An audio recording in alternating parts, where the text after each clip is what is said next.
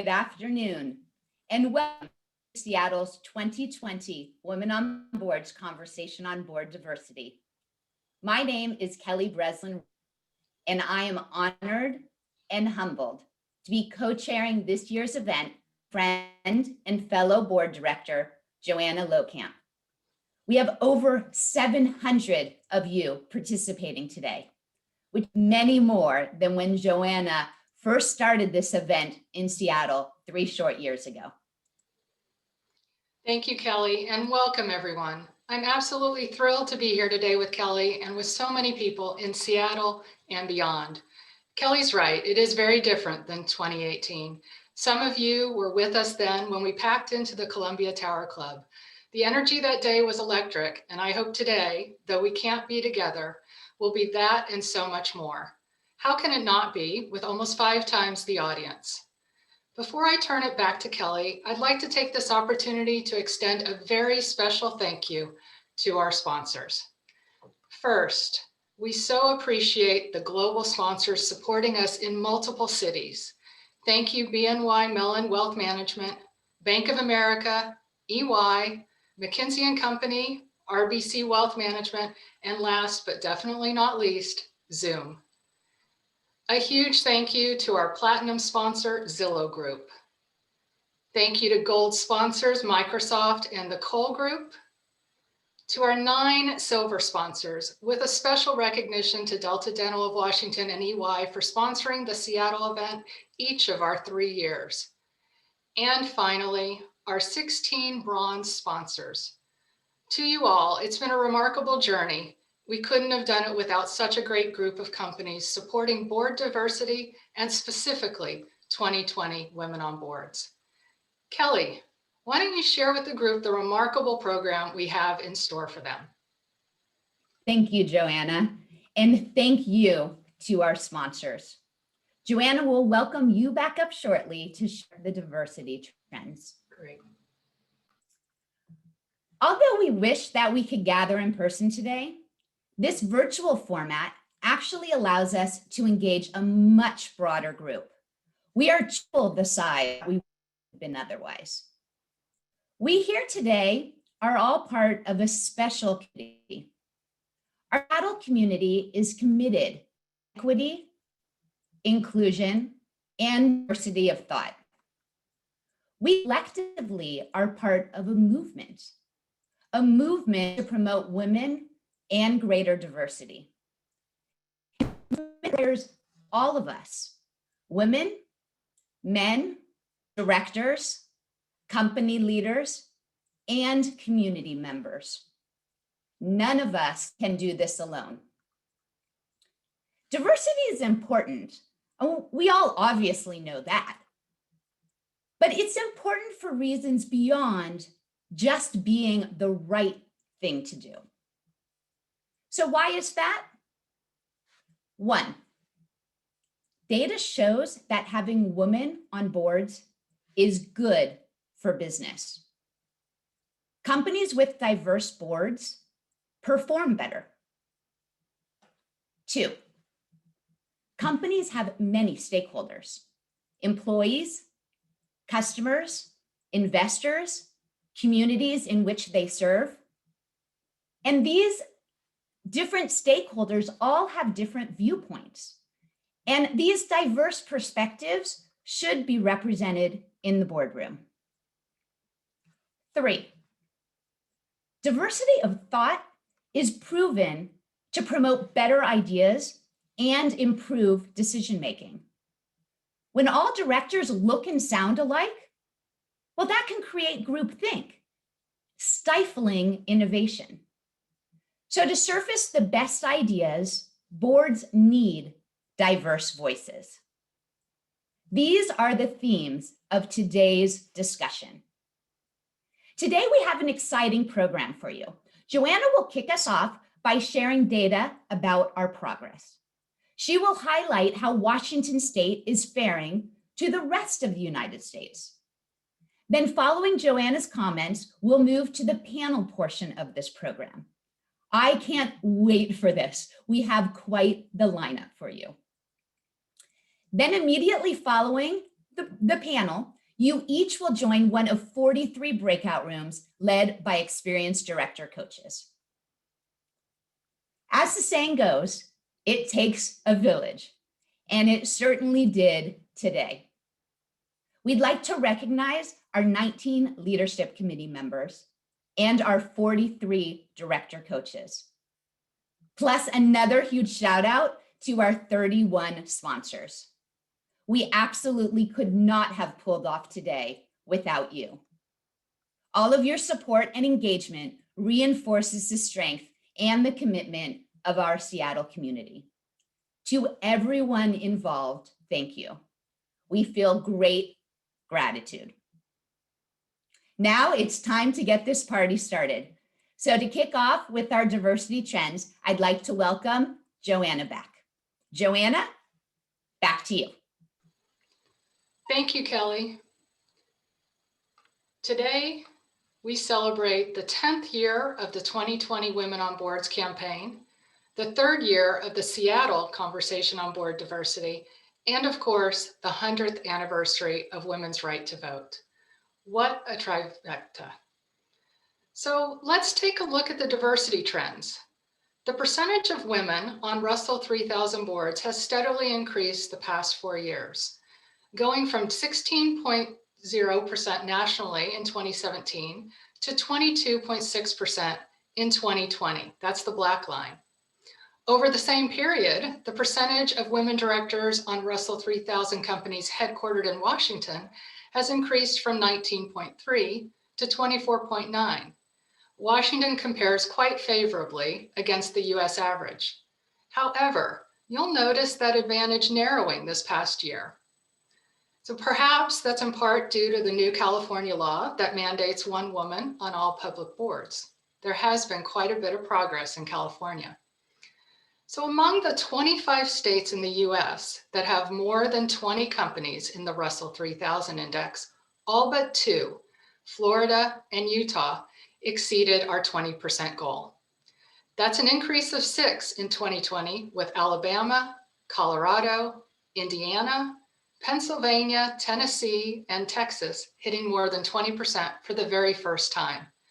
Now that's progress. Earlier, we saw that nearly 25% of Washington board seats are held by women. However, that does not mean that all boards have 25% female directors. In fact, just 34 of the 50 Russell 3000 companies headquartered here have greater than 20% women. We like to call those companies W companies, W for winning. This is up just 1 from last year. Okay, we can all do the math. If there are 34 W companies out of 50, that means there are 16 boards with 20% or fewer female directors. In fact, a shocking 6 of our local public companies still have no female directors at all. It's really so hard to believe in this day and age. So remember that California mandate I talked about earlier? Many of you probably know that Washington passed a similar law earlier this year, which, beginning in 2022, mandates that each public company meet a 25% gender diversity threshold. Right now, half of our 50 companies would not meet that standard. So this law will eventually move the needle from women holding nearly 25% of the total number of Washington Russell 3000 board seats to women holding that percentage on each and every public company board.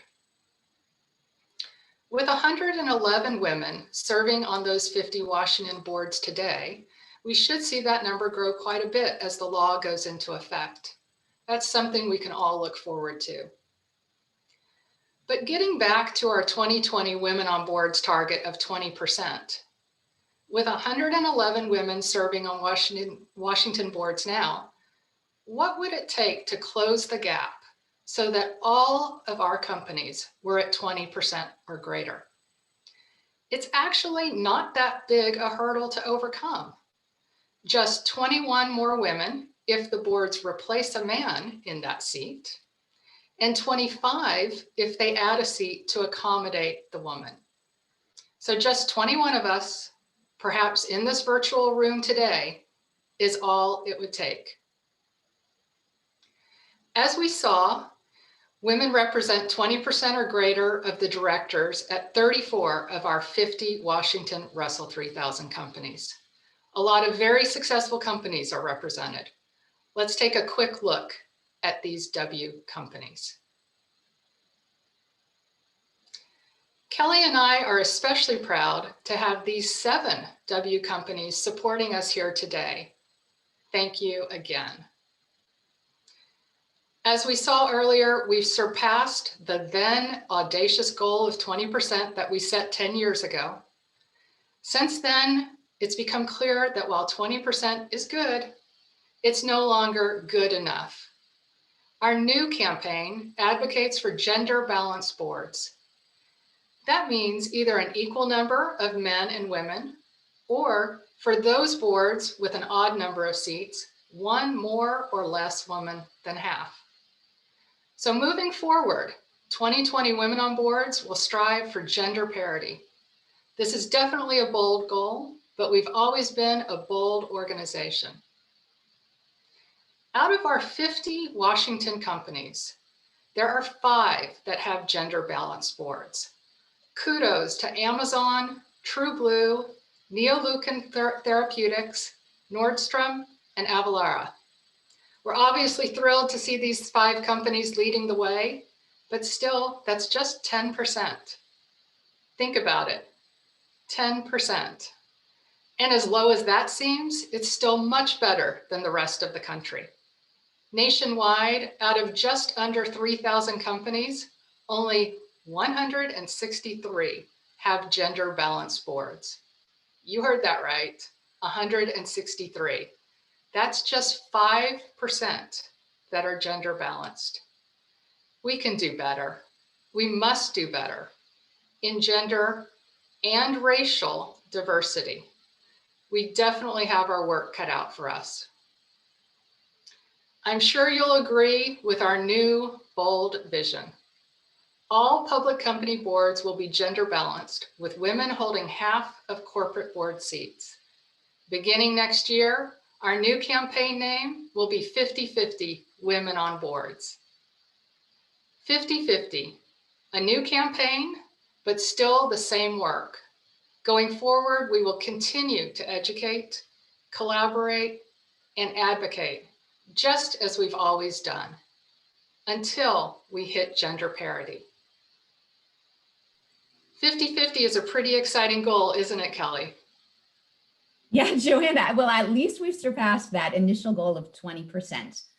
But with only 5% of boards being gender balanced, there is still a lot of work to do. So let's all start marching together towards 50-50. Onward and upward, Kelly. And now, Kelly, what we've all been waiting for, our VIP panel. Thank you, Joanna. So now let's welcome up Ed.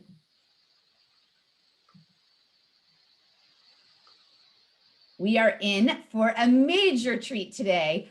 Hello, Ed. It is great to see you. It's great to see you, Kelly, and congratulations on the new goal. I think it's fantastic that you're thinking about gender parity. Well done. Yes. Well, thank you. And you're helping quite a bit.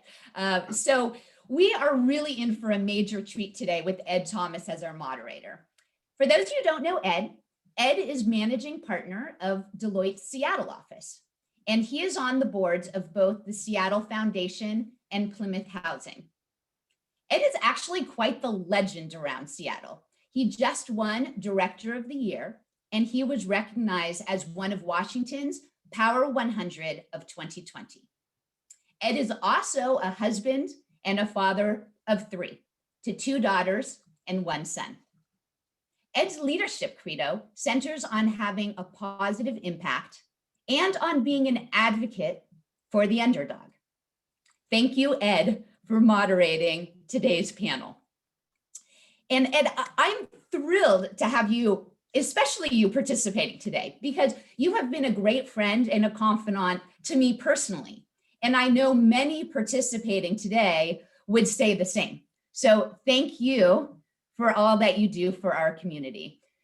You're so passionate about women on boards, and so passionate, in fact, that you co-founded Onboarding Women, which is a premier program here in Seattle focused on educating and promoting women to corporate boards. And as a graduate of Onboarding Women, I am incredibly thankful to you and to this community. So just to provide a bit of context before we get started, Ed, can you please share why increasing women on boards is an area of passion for you? Well, sure. First, I want to thank you for the very generous introduction. It was really quite nice, and I really appreciate my friendship with you and Joanna. So thanks for having me. My leadership credo is part of it, but I want to also share another aspect of this. I think part of this is I grew up in a family with really strong women who sought to break barriers. My great-grandmother was one of the first women to run for political office in the state of Kentucky in 1933.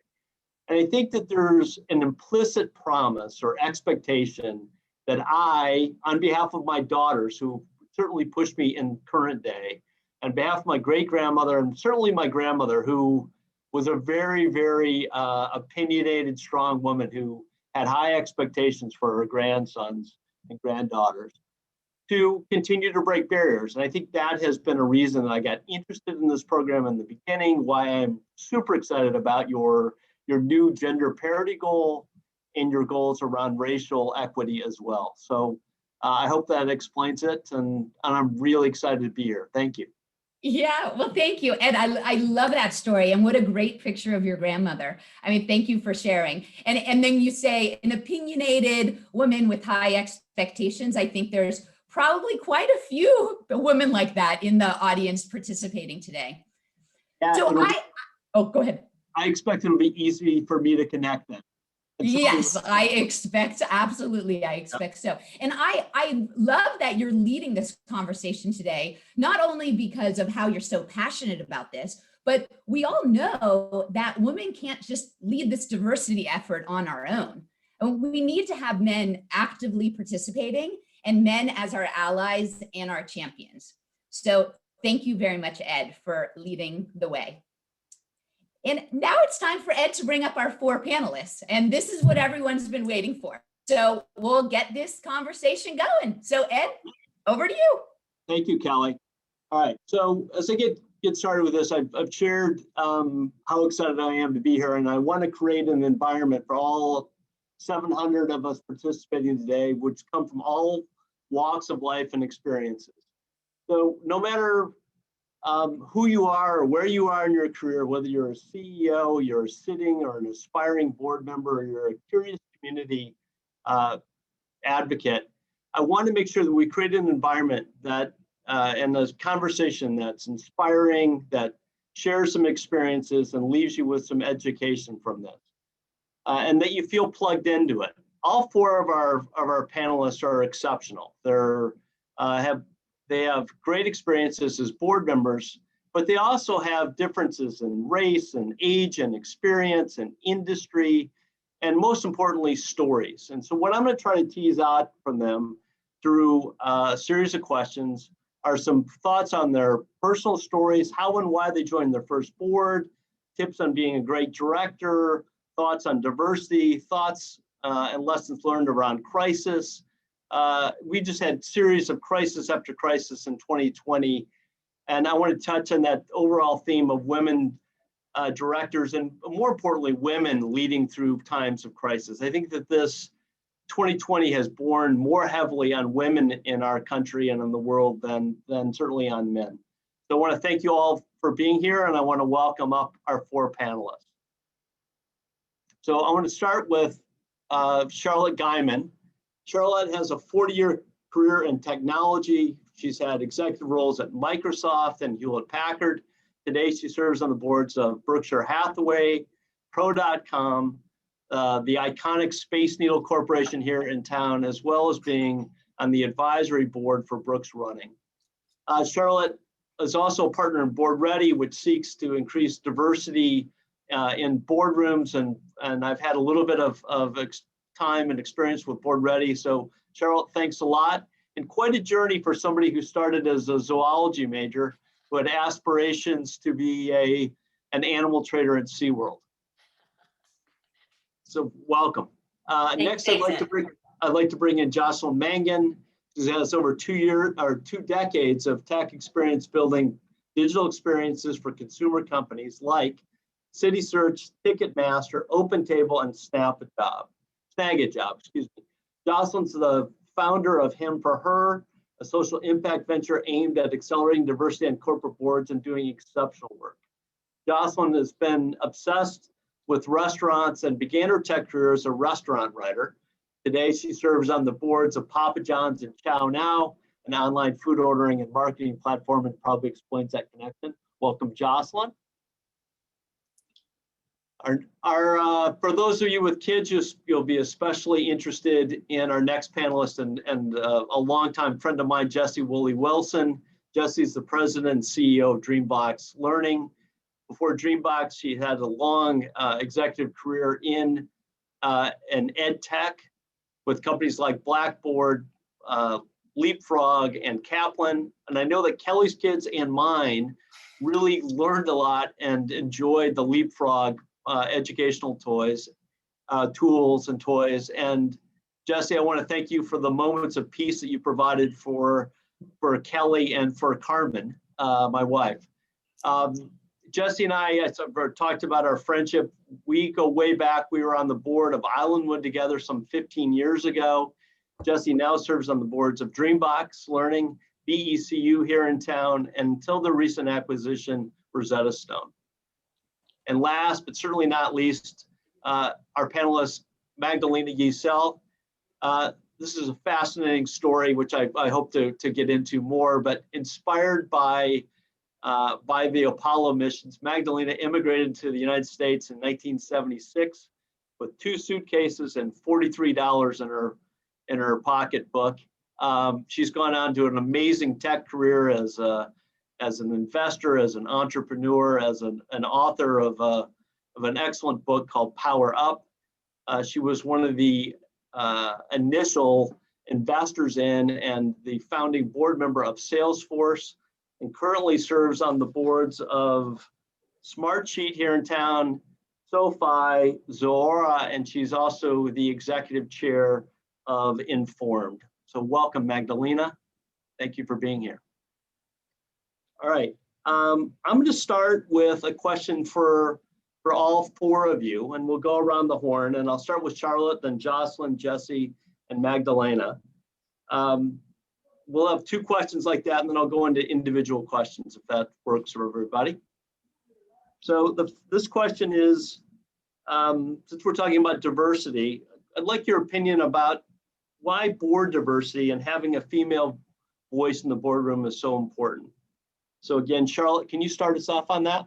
You bet. Well, I think that it was kind of hit on earlier by Kelly. She said there are 3 reasons, which I had in my pre-notes too. One is the data shows that companies with more diverse boards perform better. So at Board Ready, our not-for-profit, we just pulled data from S&P 500, and companies that had 40 to 50% gender diversity on their board had over 3 times the average income of companies with less than 10% gender diversity. And that's just one of a whole slew of pieces of data, as Kelly referred to, that show it's good business for a board to be diverse. The second thing, Kelly also mentioned, diverse backgrounds deliver diverse perspectives and opinions. And we know that that makes for better decisions. And the third one, of course, is, as Kelly mentioned, that the board needs to represent the diversity of investors and shareholders, as well as employees, customers. And I have a couple examples, Ed, about this. One is I serve, as you noted, on the Brooks Running Board of Advisors. Slightly more than half of customers of Brooks Running are women. And yet we had a whole bra business. And until I came on the board, just gonna say, no one else on the board ran with a sports bra. And I really pushed hard for pushing on that business, and resellers often were male and they didn't really want to show women the sports bra collections. There were a lot of challenges, and the CEO, Jim Weber's been a great advocate, and now we're leading in that area. Another great example of diversity is at Gen Re, which is one of the major reinsurers in the world that's owned by Berkshire. They had a deep diversity look throughout the employee organization to see what do we need to increase DEI. And this was a long time ago by today's standards, like 5 years. And one of the things they learned is that a lot of their employees were from diverse backgrounds, a lot of internationally born people, English second language, many people from India, China, and women.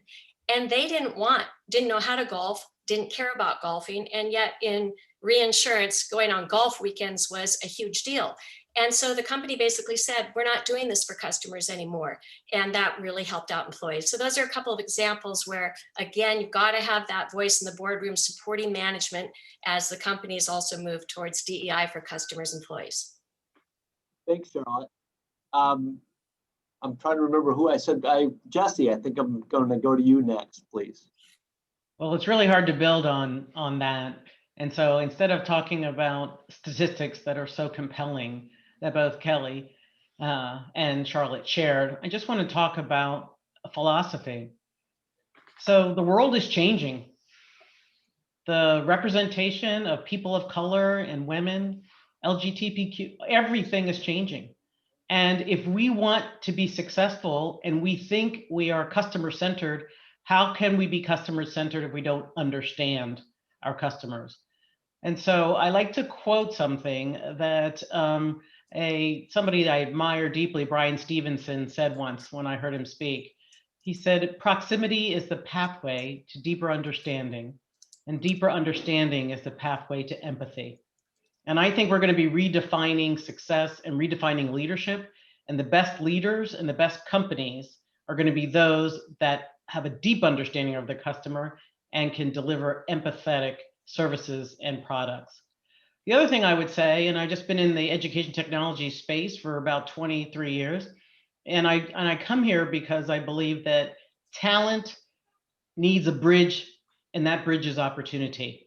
And if you fundamentally believe that talent exists everywhere, and if you look around your boardroom and you only see homogeneity, then think about the huge opportunity cost for you.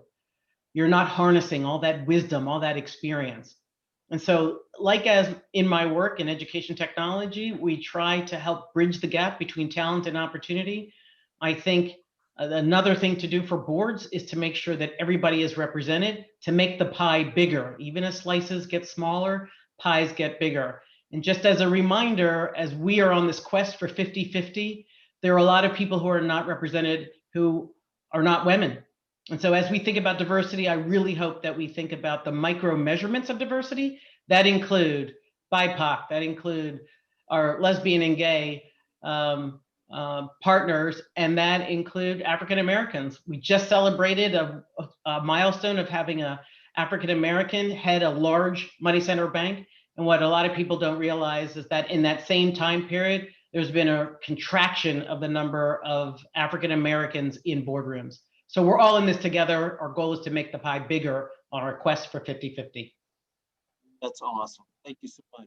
Jocelyn, what are your thoughts on diversity in the boardroom? Some great thinking here. And I think just to kind of double down on what's been said, you know, operating a board without diversity is almost like wearing blinders. It really is. And not having those perspectives is just missed opportunity. I'll also just add that, you know, a single diverse voice isn't what we're going for. Thank you for the bold goal. Thank you for just putting that out there, because 1 isn't enough, 2 isn't enough, 3 isn't enough, to really claim the voice, not just to start the voice. And as I sit here today, I think the reason this is so important is just that the boardroom is the most important room in business. It's going to play a major, major role in shaping the innovation and the products of our future, our healthcare, our environment, the data that we consume, that we use, our consumer products. And personally, I think we're going to look back and realize that right now, as we sit here, we're witnessing a paradigm shift in what's possible. And this is the time we're going to see more diversity. You in the audience, you're going to be in the boardroom. And I think that's going to lead to a breakthrough in humanity and society as a whole. You know, this goes well beyond the economics, and the economics are there. They've been there for a while, but really understanding as a community on the ground the value of claiming these amazing voices and diverse perspectives and experiences on our daily lives is where we're heading. Thank you. Magdalena, you want to clean up on Yeah, this one? fantastic points have been made. So I'm only going to add one, which is there's huge talent out there in communities that don't really look like us in the boardroom. And so I don't want to look at it from a diversity and inclusion point of view. I want to look at it from the point of view of not taking advantage of what's out there. Because if you limit it to people who look like you, people who went to the schools that you went to, it really narrows, it really shrinks the circle. So I think that we have to realize, as Jesse was saying, the world is changing, very quickly. And we have to open up the funnel and realize that there is a lot of talent. A VP of engineering who is today a sitting VP of engineering who's never served on a board has huge ability to contribute to a technology company, or someone who really understands consumer marketing who's never served on a board has amazing know-how in an operational setting. And those folks have been left out of the boardroom. And oftentimes those folks are much more diverse in their gender and their sexual preference and their race and their religion. So we've got to bring in the best into the boardroom and stop thinking that we just go to the guys that we knew or the girls that we knew in our past. Yeah, I think that's an excellent point. It strikes me that we found an opportunity for younger, different voices with different experiences from what we used to historically think of what boardroom success looked like. So excellent job on the first, which was the introductory question. I promised I'd get a little bit into some of your stories. I'd like to pivot there. One of my quotes, it's on my wall here. It says, "If your life is set out like a set of stones on a path, it is likely not your life." And that comes from Joseph Campbell. And you all have very distinct, passionate stories. And I'm going to go in reverse order here. So I'll start with you, Magdalena. I alluded to a little bit of at least your journey from Turkey to the United States in the mid-70s and to an academic career that's led to just a series of very interesting things in the technology space. But if you could talk a little bit about your path to your first board and ask all of you to do that, I would really appreciate it. Yeah, so I want to say that my path has not been stepping stones. If I can use a term to kind of summarize my career, and I talk about this in my book, it's a bumper car. So because people will say to me, wow, you had such amazing, you have such an amazing journey. And like, when were you thinking of the next thing? And my answer always is, I never was. I was just very opportunistic. I was just reacting to what came my way. And if I hit something, I just turned a little bit and go the other way, just like a bumper car does. And never get discouraged just because the route that I was planning on going didn't pan out. And actually I'm going to, go back to my coming to the United States at the end, but I became a venture capitalist because I was an entrepreneur. Before that, I sold my last company. My two previous companies had gone public. And when I sold my last company, I didn't know what else to do. I kind of didn't have an idea because it got acquired fairly early on. And the VCs asked me to join them. I'd never thought of becoming a venture capitalist, but I did because I didn't know what else to do. And I'd become an entrepreneur earlier because no one would give me a job. It was a recession and I thought I was phenomenal. I couldn't believe that these people weren't hiring me, but they weren't hiring me. So, and it was, so I became an entrepreneur. I had 2 little kids. I had to find a way of making money. So my life has always been very opportunistic. And when a door shuts on me or when a rock is put in front of me, I just figure out, okay, what else can I do? I got to my first board because I became a venture capitalist, and that was part of my job description. I had to serve on boards. And going all the way to the very beginning, coming to the United States, and my name kind of tells my story. I have a very Christian first name, Magdalena, and I have a Muslim last name, Yeshua. Those two usually don't go together. So when people see those two together, they're like, something's wrong with this woman. Like, how did that happen? Anyway, I am a full-blooded Armenian. I grew up in Turkey. And as a Christian kid, I knew that, life wouldn't be that easy for me.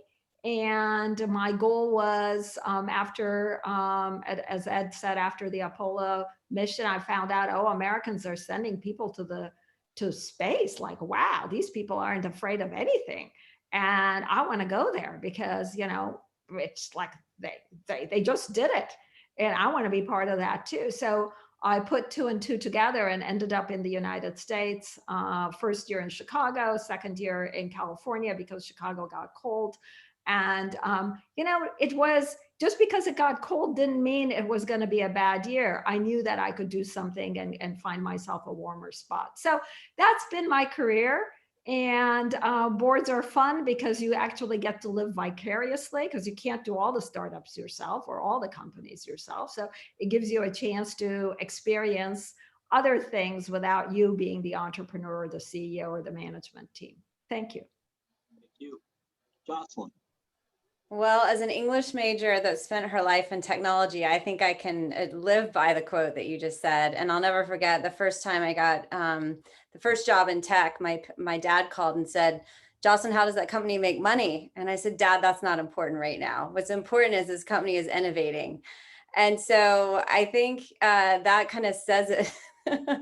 That company was CitySearch, very foundational to my career, and what an incredible ride. I would say what really led me was my curiosity and my passion. And so what was exciting about CitySearch is that they were rethinking print media at the time. And who doesn't want to be a restaurant writer in Nashville, Tennessee, right? What led me to the boardroom was luck and a gift. And that was that I got invited into the boardroom to present an idea at 28 years old. And that idea got accepted and moved me to London. And I saw then at a very early age, the power of what happens in that room, the opportunities, the decisions that followed as I spent a career at Open Table in the boardroom with such incredible thought leaders like Bill Gurley, like Danny Meyer, like Skip Battle. And I saw just the level of thinking and debate. I saw the power of representing the customer and Danny Meyer asking those thoughtful questions about what would the restaurant think. And how did I get to my first public board seat? I think hopefully it is an inspiring story for the audience because, again, it was complete serendipity. I was talking to someone about an operational role, not about boards at all, wasn't on my mind. And the person happened to like my background in restaurants. And at the very end, as I was about to walk out, said, "Hey, are you interested in serving on any public company restaurant boards?" And my curiosity lit up and I said, yes. And that's what got me the conversation that led to Papa John's. Fantastic. Thank you. Jesse, how about you? So my story is a story of serendipity as well. I wanted to grow, I wanted to serve, and I wanted to learn. And for many, many years, I have been partnering with my counterpart on the English language arts side of K through 12, who happened to be at Lexia Learning. And Lexia Learning was acquired by Rosetta Stone. And my colleague, my partner, continued to come to me for advice, and we would exchange notes. What was I seeing on the math side? What was he seeing on the ELA side? And a couple months turned into a couple years. And then a couple years into it, I was invited to apply for an open board seat. And by that time, I knew the company, I knew the culture, but I knew something else. I knew that I was worthy, and probably I was worthy before I realized it, but I knew that I was worthy because they were interested in understanding the same challenges I was seeing in my K through 8 math business. They were seeing me as an operator who could help them scale and grow. And so I walked in knowing I could add value, and I knew I walked in knowing that I could enter into a rich experience where I could learn and grow as a professional. And I know that my own business benefited from it. So my message is oftentimes women, and there's so many amazing women on this call now, and we think about what we can do to network so that we can find a company that can do something for us to forward our career interest. And I would encourage you to think about what you can do to serve, what you can do to help that company, help a company achieve their goals, their growth and perhaps impact goals. And when you find that opportunity of alignment, amazing things can happen. And for me, it landed me with a board seat on a publicly traded company, Rosetta Stone, that we just in the last month or so did a transaction, a very successful transaction around. Thank you. Charlotte. Like all my colleagues here are so incredibly inspiring. I don't think there's like a book in the bookstore on business, which is, how my life didn't look like a stepping stone, but it's really great that you all, have different threads that ran through. And I think that's true for me too. Might sound a little woo-woo, but I have always followed my energy. And as Jocelyn said, my curiosity, and also great people. People whom I can learn from and places where I can contribute, as Jesse said. And I gotta say, a lot of luck. I look back, there's just a ton of serendipity. I still feel like there's a lot of luck in my life too. My first board, I was actually asked to represent Microsoft on something called the Corporate Council for the Arts, which is now called Arts Fund. And I have no idea why Microsoft asked me to do that, but it was a great experience. I was 30 years old and worked with some real professionals. And I know a lot of you are on not-for-profit boards as well as business boards. And I'm a big advocate of, again, as Jesse said, finding ways to contribute to an organization and work with fantastic professionals where one can learn. That's often a not-for-profit as well as a business board. I get asked all the time, well, how did you go from SeaWorld to Microsoft and then to the Berkshire board? And I got asked to be on the Berkshire board after I'd been doing board work for maybe 5 or 6 years, UW-Medicine, as well as Corporate Council for the Arts, and a hot second on Pacific Northwest Ballet Board, because I knew Warren Buffett through mutual friends. And he called me up and said, we'd like a woman on the board, and I know you and trust you, and I'd like you to come on the board. And I said, well, wait a minute, talk about imposter series, as Jesse said, why me? You could have any financial wizard or anybody. And he said, what the board needs to do is keep the culture in place when I'm gone. And I trust that you can do that, be really a shareholder and business. So you never know where something's going to pop up. So I'll leave it at that. Fantastic stories. And Magdalena got me thinking about the JFK quote about, we don't do these things because they're easy, but because they're hard. Mm-hmm. And I think that's what we're talking about here. That's a really good way of framing things. So I'm going to go into a series of questions for you individually, but I also want to say that to the audience, if you have questions, please put them into the chat or the Q&A, and we will try to get to those towards the tail end of this. So I'm going to go to Jocelyn. We heard a lot about pathways, and before you think about boards, how do you know that you're board ready? I mean, you spend a lot of time with him for her on this topic and given a lot of thoughts, but how do you know when you're board ready? Yeah, it's a great question. It's one I get, I'd say weekly. I'd say it's been more of my time telling women they're already ready than the other way around. But I'd start to answer this question with something that actually Skip Battle said to me, which is every board's its own ecosystem. And that's really, really important to remember. And someone else at one of our events said, if you've seen one board, you've seen one board, right? And if you think about it, that makes a lot of sense, right? A board's made up of a CEO. And I don't know if you've ever lined CEOs up against the wall with each other, but they don't look alike, act alike, have the same backgrounds. And then there's an existing set of board members, typically, who all bring their own unique stories and experiences and backgrounds. And so when you're thinking about what does the board need, they're usually filling a very specific gap. And that gap is wide in terms of its definition, because it depends on so many other things, like what stage of a company is it? Is it a Series A company with a founder and a couple of investors? Is it a Fortune 50 company, which looks really different, a public company with committees and public reportings and SEC regulation? So I think the most important thing to remember is that it's a very big, wide definition. And because of that, there's so much opportunity. Because we haven't really, this is hinted on the introductions, but there's operational diversity. What's incredible is there is a historic paradigm where board members were thought to be CEOs and CFOs and investors.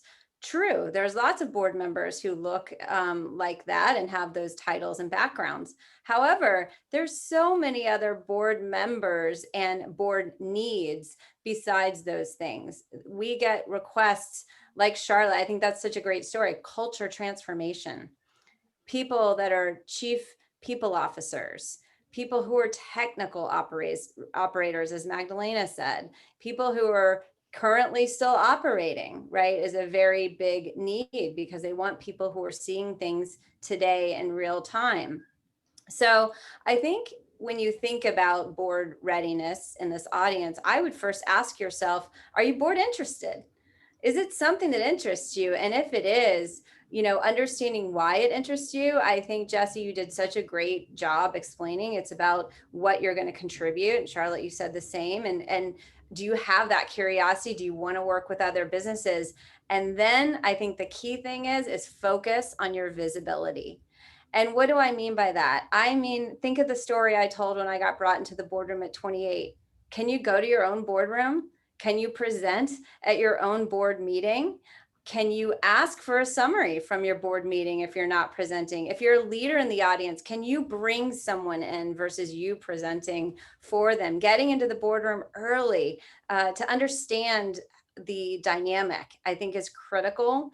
And later, when you this is something that you want to do, that you have operational expertise that can guide a CEO and a sitting set of board members, work on your network. And by that, work and letting the people know in your network that you are interested, people who can put people on boards, CEOs, board members, and investors.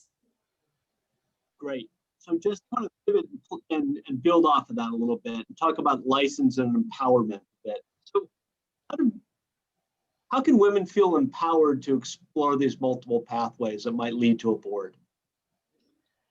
So I have a couple thoughts on this one I wanted to share with the group, but I wish somebody had said these things to me. So I want to share in this fellowship of amazing women. The first is prepare yourself for luck so that when it presents itself, you're ready. It's the first thing. So it could be operational expertise, but be really good at something to cultivate your power lane. Secondly, do your homework. What are the skills and experiences that the company is looking for, and how do they match up with yours? And be honest. Third, know what you're ready for in this chapter in your life. Now, you might be a sitting CEO like I was, or an operator. You might have limited time because maybe it's a startup.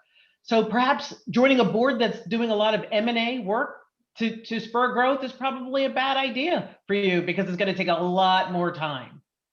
Fourth, remember that what you want matters as well. This is a dance. You're interviewing too. So we tend to think that companies are looking for us, and we try to sometimes meld ourselves to their spec. I would encourage you to take the power and to come up with your own personal rubric and see how they measure up to your personal rubric.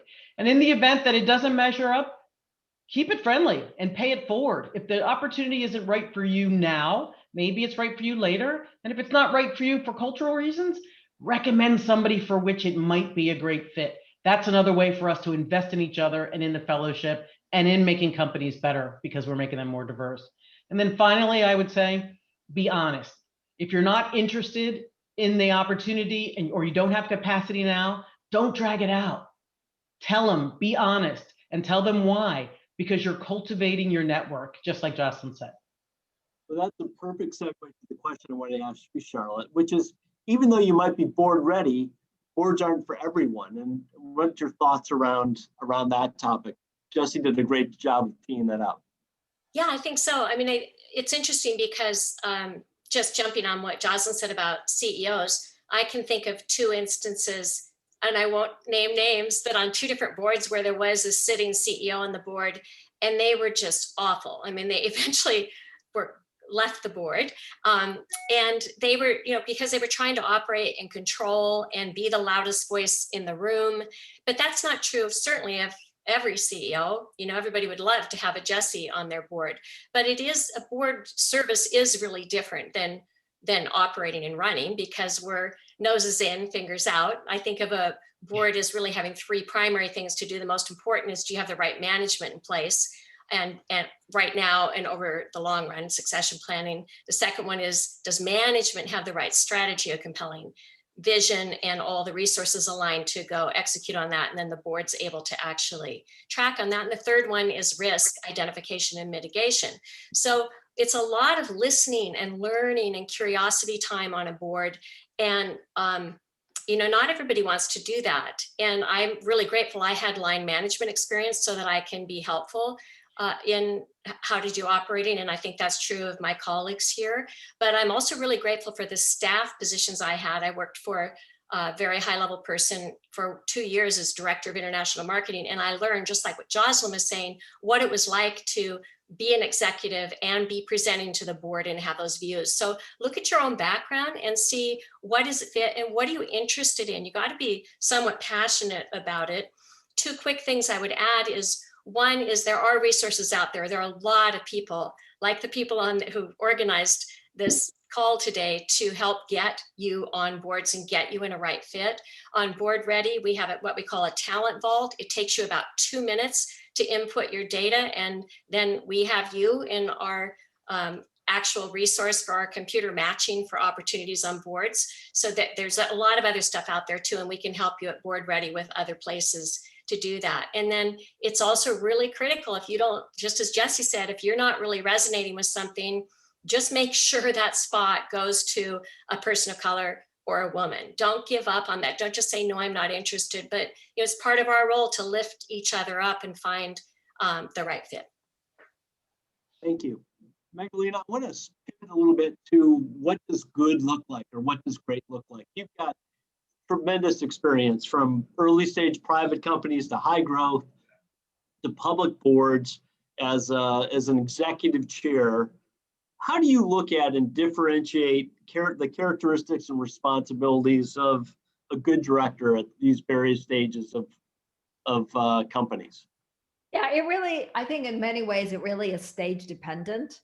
When you're a very early stage company, your needs from the board are very different than when you are, later stage private company, and very different after you go public, and very different after 10 years after you've been public. So it really, I would say what is required of a board member is very stage dependent. In the early stages, you really are free labor in many ways, because the company is so starved for resources. And if you're serving on the board of a private early stage company, they want you to do everything and anything you possibly can, from going on sales calls with them, to helping them recruit, to helping them fundraise. You are, filling in the gaps of the management team oftentimes. I mean, it shouldn't be like that, but it is like that. So get ready to roll up your sleeves, get ready to start acting like you are part of the team, because you're going to get sucked into it.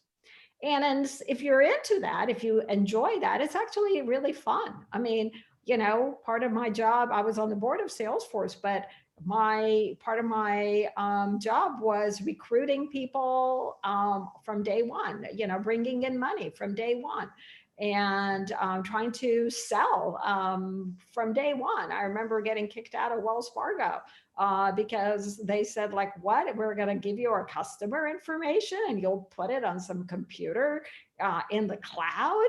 Like we literally got kicked out. So anyway, that was early stage board member. It wasn't fancy. It was nothing that we didn't have committees, none of that.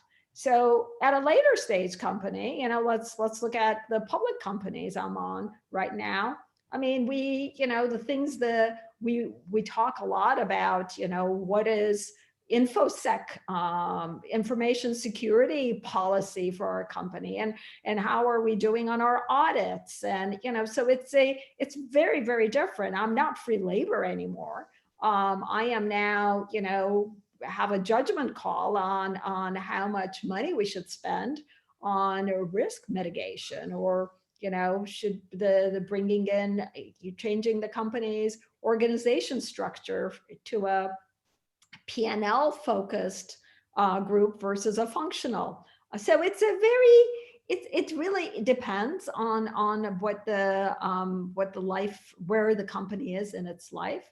But I want to say that being a board member is always very exciting, because you're given the privilege to see and know things that you would never get exposure to otherwise. So it's a very privileged, it's a very wonderful honor to serve on a board. And one last thing I want to say that no one has mentioned, and that is, talking about stepping stones, an advisory board.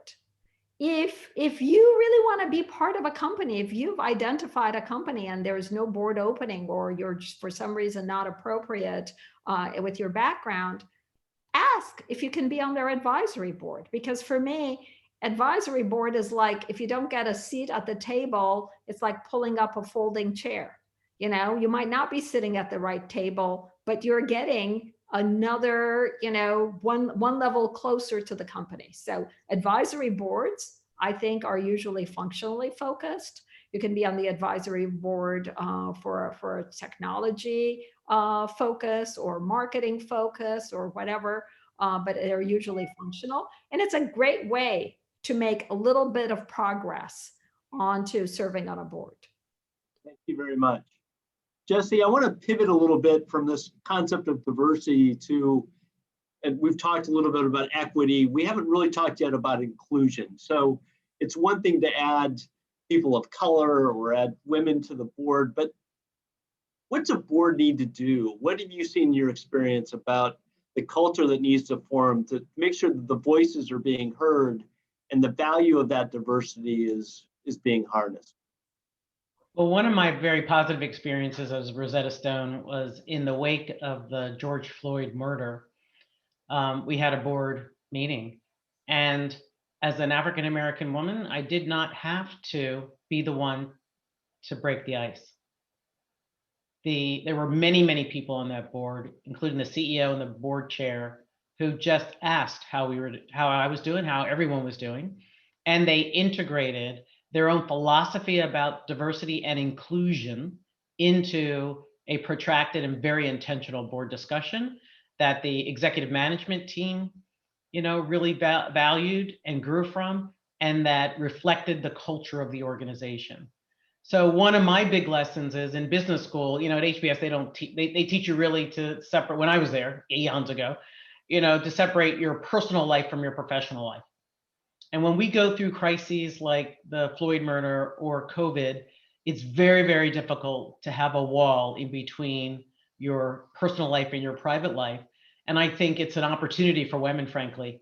I think there's power in embracing our vulnerability, because it gives you an opportunity to walk a pathway toward authentic leadership. And what I've learned is great, talented, devoted people appreciate the risk associated with vulnerable leadership, and they appreciate authentic leaders, even when you don't know what to do in times of crisis. And so I think that experience helped me through COVID as a CEO at Dreambox Learning. And I got in front of of the whole company. And I told him I didn't know anything. I didn't know much of what was happening. I knew we were just going to have to adapt to the change, but to always focus on the things that probably weren't going to change. We still needed to unlock learning potential. We still needed to support teachers. We still needed to make sure every child was engaged and supportive. And it was very important to me, especially since so many of the kids that we serve are from underrepresented communities. So it was a full circle with the murder of George Floyd and the marginalization of his life to what could I do to help these children prepare for life and learning success. And I think it was a validation to be in an environment on a board. It made me much more loyal. It made me work harder and stretch harder for my board at a time when I didn't think I had much extra time to give. So I think we should never underestimate the power of vulnerability and how to bring to life company values and culture that we want to live by and be remembered for. Excellent. You managed to answer another question that I wanted to pose to you about leading through crisis. So excellent on both. You would have gotten an A in my class at the Harvard Business School if I were teaching it. Charlotte, I want to pivot to you. You have a really unusual story, I think, about being the first woman in the Berkshire Hathaway board, and I don't think anybody can sort of envision a more powerful, more male-dominated boardroom than that. I know that the reality of that isn't what the perception is, but I wanted to know how did you find an opportunity to use your own voice in that boardroom and begin to change the culture of really successful men, and what stories, what advice do you have for other women as we seek to, and we don't have women on every board yet, we don't have the numbers we want. How do we make sure that your experiences can translate to the education experience for others on that topic? I think somebody said, if you've been on one board, you know how one board works. So that's definitely true, of Berkshire too. And I would say, however, having said that these management, and in that case, we have very strong leadership in the founders, in Warren Buffett and Charlie Munger, really diversity matters a lot to them.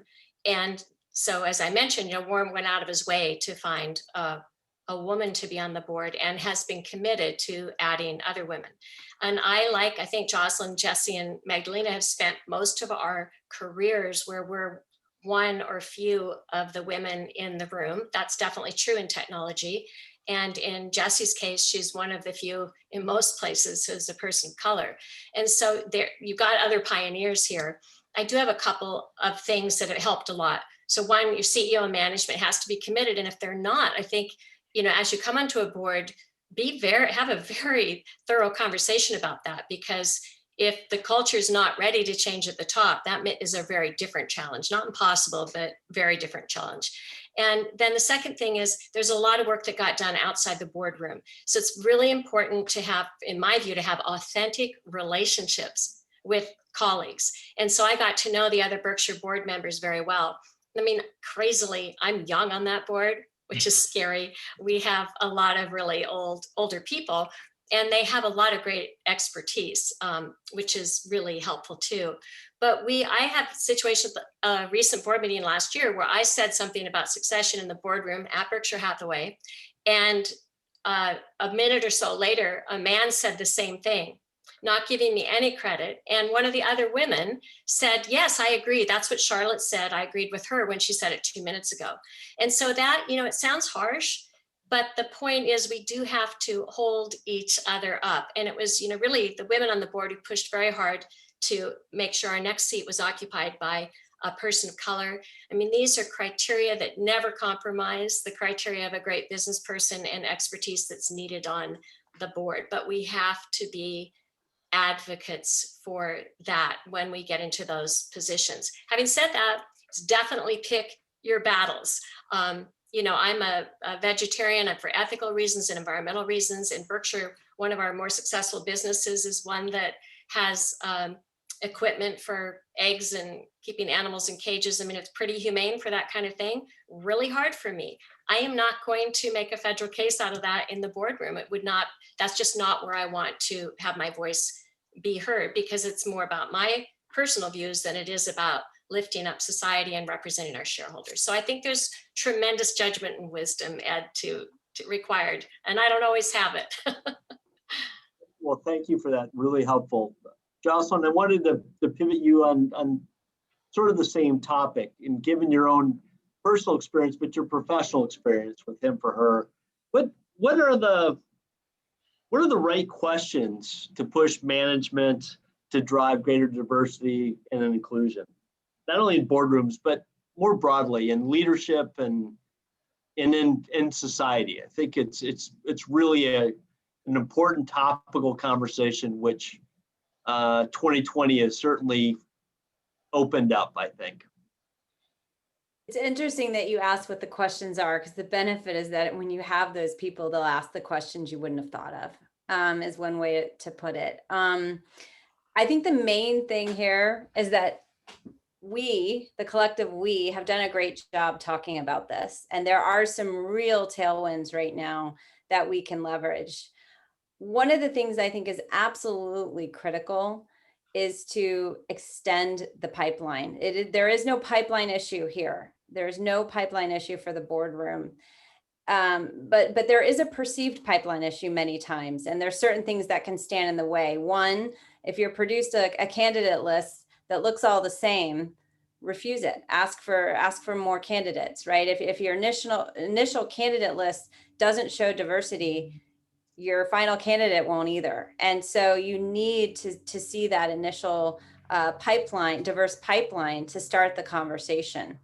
I also think to see that, you have to look outside your immediate network. If you look inside your immediate network, chances are you are going to perceive a pipeline issue that is just a perception. So you must find ways to look outside your network. How can you do that? Well, Charlotte just talked about Board Ready. Ed, you lead the group at Deloitte. Him for Her does this every week, every day. So there are organizations at the ready to help prove what I just said. I think it's also critical. Charlotte and Jesse, you both talked about this. It's not just getting those people in the door. It is claiming their voice.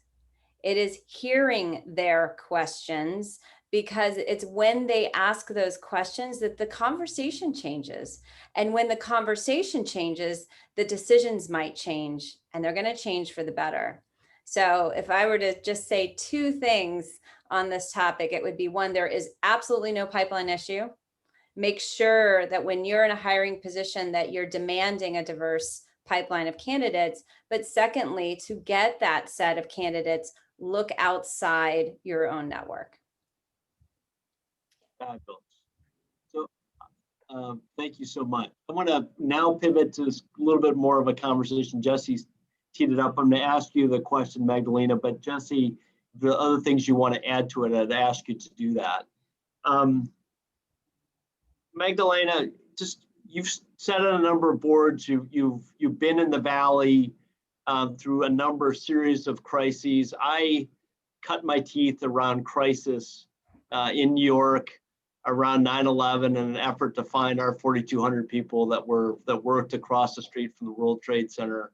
And once upon a time, I worked on the 98th floor of the North Tower myself. So it was a really challenging part. And it got to what Jesse said for me, what leadership felt like me in that moment of leading a team, trying to make sure that those 4,200 people were safe. As you navigated crises, what separates the best boards, and how do they shine to that? What have you observed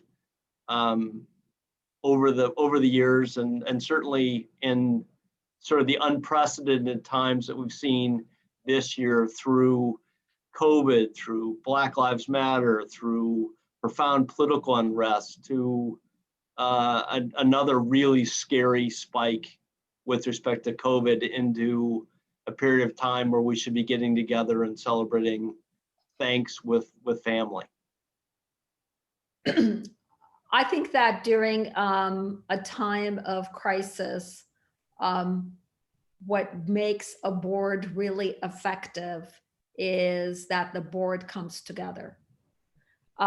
During normal times when it's business as usual, there are always challenges, and oftentimes the board is not all on the same page. Different people have different opinions. Depends on how they came to the board, what kind of experiences they brought to the board. In private companies, it might even be what series they represent as an investor. If I'm a Series D or E investor, my biases will be very different than if I'm a Series A investor, or if I'm an independent board member.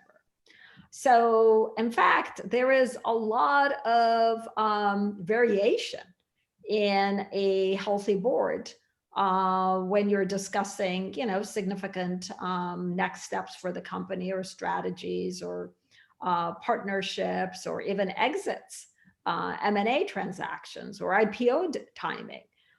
There is usually diversity of thought. But when there is crisis, what the management needs more so than anything else is support. And I think that an effective board comes together. An effective board puts their differences aside and focuses on the issue that is life or death for the company. And oftentimes that also requires supporting the management, even if things are not quite perfect. And of course they won't be, but really providing that support is, I think, critical, because it's not a time to be questioning. Even if we have insecurity inside us, it's a time to show security. It's a time to show self-confidence. It's a time to show how to navigate the choppy waters by looking at the horizon, not by looking right in front of us, keeping that long-term goal in check, and making sure that we don't get, because the water is choppy and our ship is going up and down, that we are not getting queasy and seasick, but really are focusing on that goal far out there in the horizon. Sometimes it means that if you're a public company, your market valuation is going to suffer in a very big way. And to be ready for that, and to support the management through that, 2 quarters, 3 quarters, whatever it is. So I think it's actually an exhilarating time, because I think it transforms companies when you're going through a crisis. But it also is a time where real thought, real depth, and real support for the management has to shine. Thank you.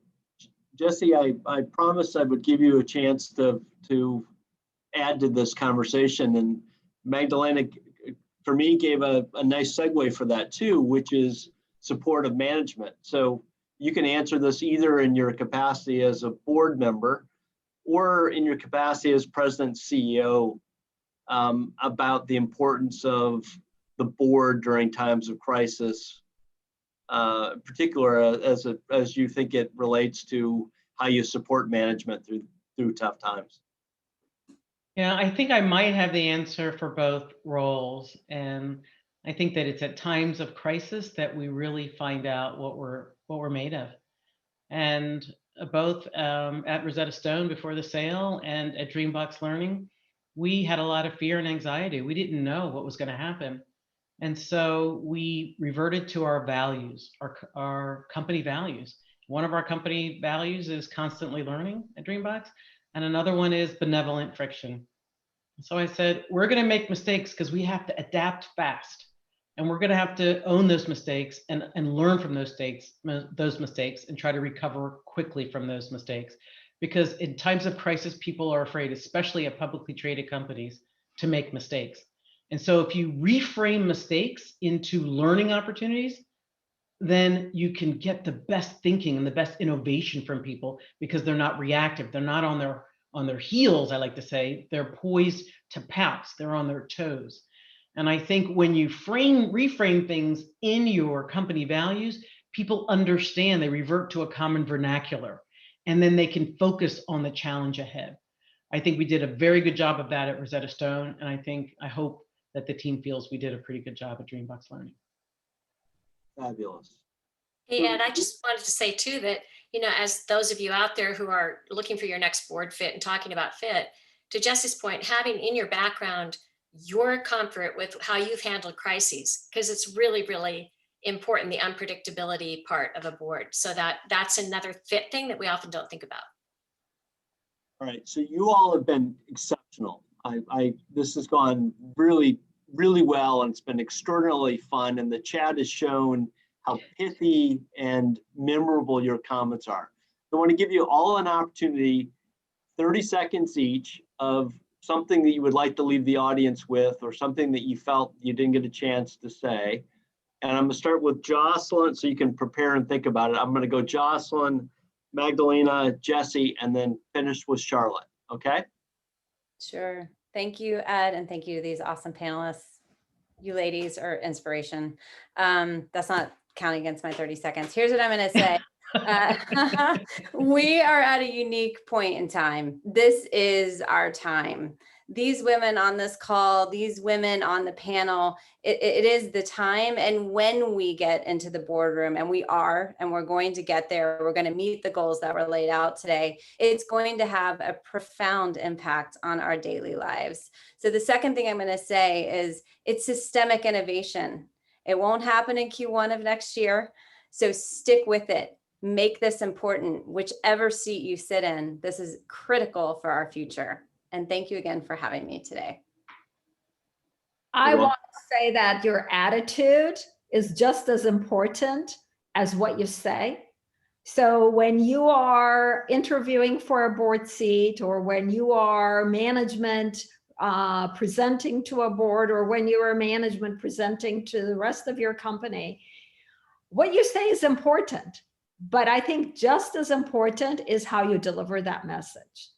And when you deliver with confidence, when you deliver with little self-doubt, your leadership will come through. And when you're interviewing for a board position, they're looking at you and saying, does this person really have the leadership skills required? So attitude really matters. Get an A in attitude. Fabulous. Thank you. Jesse.